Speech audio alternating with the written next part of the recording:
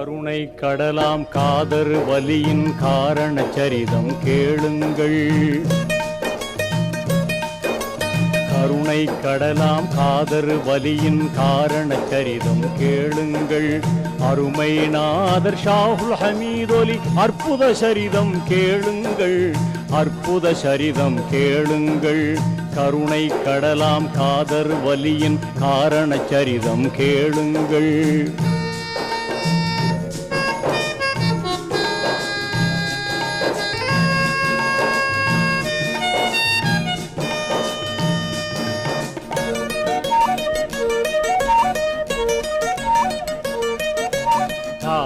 நபியின் 23ஆம் தலைமுறை வழியில் வந்தவராம்.